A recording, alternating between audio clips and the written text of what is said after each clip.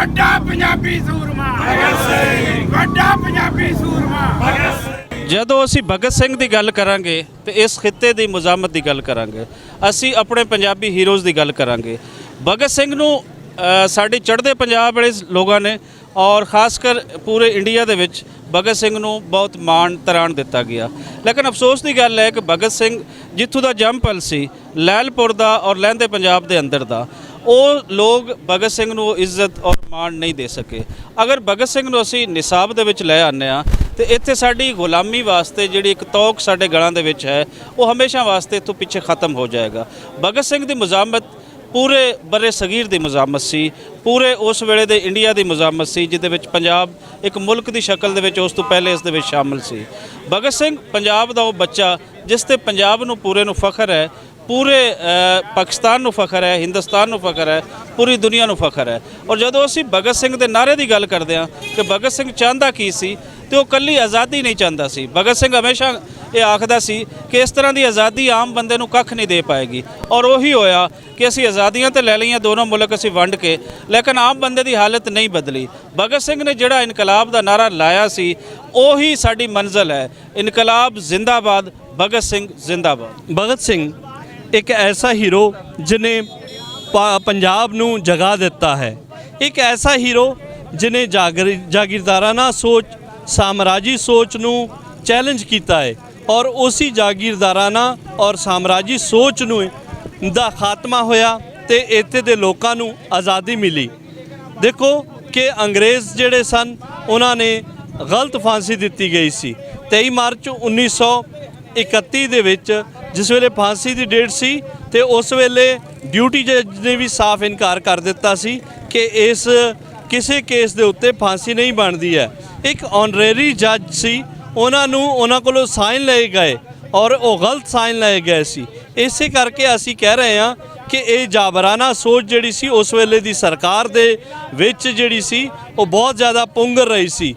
इसे उन्होंने जागीरदाराना सोच कायम की अंग्रेज़ों ने। सो अज भी असी उन्होंने खिलाफ जूझ रहे हैं, उस जागीरदाराना सोच के खिलाफ जिहड़ा है वो जूझ रहे हैं। और भगत सिंह दी इसे करके ही दिन ब दिन लोगों की तादाद जिहड़ी है वो वध रही है कि जागीरदाराना सोच जिहड़ी है उस नूं गैर मुअसर किया जाए। सो अज भी 23 मार्च दे विच असी इसी करके इकट्ठे होए हैं कि उस सोच का मुकाबला कर सकीए।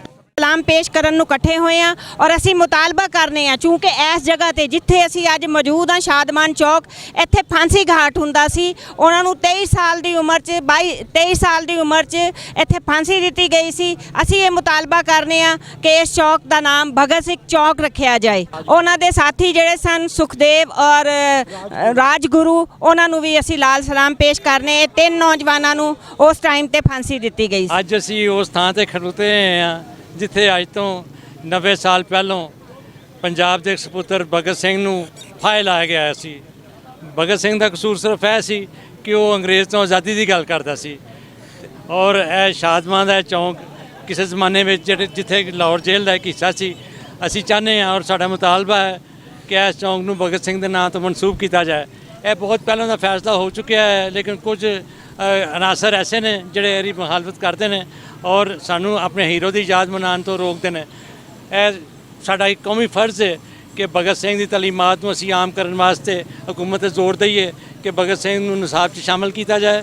ਔਰ ਨਾ ਸਿਰਫ ਭਗਤ ਸਿੰਘ ਬਲਕਿ ਜਿੰਨੇ ਵੀ ਸਾਡੇ ਪੰਜਾਬ ਦੇ ਹੀਰੋ ਨੇ, ਇਸ ਧਰਤੀ ਦੇ ਹੀਰੋ ਨੇ, ਉਹਨਾਂ ਨੂੰ ਸਭ ਨੂੰ ਨਿਸਾਬ ਦਾ ਹਿੱਸਾ ਬਣਾਇਆ ਜਾਏ। ਪਹਿਲੀ ਗੱਲ ਤੇ ਵੇ ਕਿ ਭਗਤ ਸਿੰਘ ਇੱਕ ਮੁਜ਼ਾਮਤ ਦਾ ਸਿਤਾਰਾ ਸੀ ਔਰ ਉਹ ਸਾਨੂੰ ਮੁਜ਼ਾਮਤ ਦੀ ਇੱਕ ਤਹਿਰੀਕ ਦਿੱਤੀ ਔਰ ਉਸ ਆਪਣੀ ਕੁਰਬਾਨੀ ਦੇ ਕੇ ਸਾਬਤ ਕੀਤਾ ਕਿ ਪੰਜਾਬ ਦੇ ਜਿਹੜੇ ਸੂਰਮੇ ਨੇ ਉਹ ਆਪਣੇ ਕਾਜ਼ ਵਾਸਤੇ, ਆਪਣੇ ਮਿਸ਼ਨ ਵਾਸਤੇ ਕੁਰਬਾਨੀ ਦੇਣਾ ਜਾਣਦੇ ਨੇ।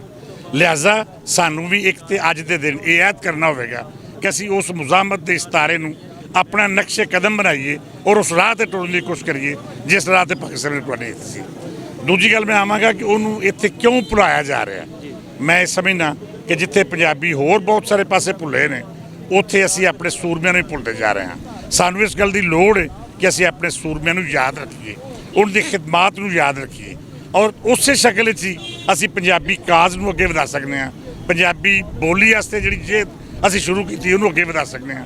ਲਿਹਾਜ਼ਾ ਸਾਨੂੰ ਲੋੜ ਹੈ ਕਿ ਅਸੀਂ ਭਗਤ ਸਿੰਘ ਦੇ ਨਕਸ਼ੇ ਕਦਮ 'ਤੇ ਚੱਲਦੇ ਹੋਇਆਂ ਉਸ ਤਹਿਰੀਕ ਨੂੰ ਜਾਰੀ ਉਸਾਰੀ ਰੱਖੀਏ ਜਿਹਦਾ ਆਗਾਜ਼ ਉਸ ਕੀਤਾ ਸੀ। ਭਗਤ ਸਿੰਘ ਦੀ ਧਰਤੀ ਉੱਤੇ ਵੱਟੂ ਸਾਹਿਬ ਉਹਦੇ ਪੂਰੇ ਖਿਆਲਾਤ ਨੂੰ ਪੂਰੀ ਤਰ੍ਹਾਂ ਇੰਪਲੀਮੈਂਟ ਹੋਣਾ ਚਾਹੀਦਾ। ਉਹ ਕਹਿੰਦਾ ਕੀ ਸੀ ਕਿ ਲੋਕਾਂ ਨੂੰ ਉਹਦੇ ਹੱਕ ਮਿਲਣ। ਲੋਕਾਂ ਦੇ ਹੱਕਾਂ ਵਿੱਚ ਕੀ ਹੁੰਦਾ ਹੈ? ਉਹਨਾਂ ਦੀ ਬੋਲੀ ਹੁੰਦੀ ਏ, ਉਹਨਾਂ ਦੀ ਮੁਕੰਮਲ ਆਜ਼ਾਦੀ ਹੁੰਦੀ ਏ, ਉਹਨਾਂ ਦੀ ਰਹਿਤਲ ਨੂੰ ਮੁਕੰਮਲ ਆਜ਼ਾਦੀ ਹੁੰਦੀ ਏ। ਉਹਨੇ ਕੀ ਕਿਹਾ ਸੀ? ਉਹ ਗਾਉਂਦਾ ਹੁੰਦਾ ਸੀ ਕਰਤਾਰ ਸਿੰਘ ਸਰਾਭਾ ਦਾ ਸ਼ੇਰ। ਉਹ ਕਹਿੰਦਾ ਸੀ, ਦੇਸ਼ ਵਾਸੀਓ ਰੱਖਣਾ ਯਾਦ ਸਾਨੂੰ, ਕਿਤੇ ਦਿਲਾਂ ਤੋਂ ਨਾ ਭੁਲਾ ਦੇਣਾ।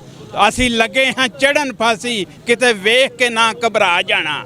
ਉਹਨੇ ਇੱਕ ਜਜ਼ਬਾ ਕੌਮ ਨੂੰ, ਇੱਕ ਰੂਹ ਫੂਕ ਦਿੱਤੀ ਸੀ ਕਿ ਤੁਸੀਂ ਆਪਣੀ ਧਰਤੀ ਲਈ, ਆਪਣੀ ਮਿੱਟੀ ਲਈ, ਆਪਣੀ ਰਹਿਤਲ ਲਈ ਸਾਰਿਆਂ ਨੇ ਕੋਸ਼ਿਸ਼ ਕਰਨੀ ਹੈ। ਔਰ ਅਸੀਂ ਵੀ ਇਨਸ਼ਾਅੱਲਾ ਪੰਜਾਬੀ ਜ਼ਬਾਨ ਨੂੰ ਜ਼ਰੀਆ ਤਲੀਮ ਪਾਕਿਸਤਾਨ ਵਿੱਚ ਬਣਾਵਾਂਗੇ, ਪੰਜਾਬ ਵਿੱਚ ਬਣਾਵਾਂਗੇ ਔਰ ਪਾਕਿਸਤਾਨ ਦੀ ਕੌਮੀ ਜ਼ਬਾਨ ਪੰਜਾਬੀ ਬਣਾਵਾਂਗੇ।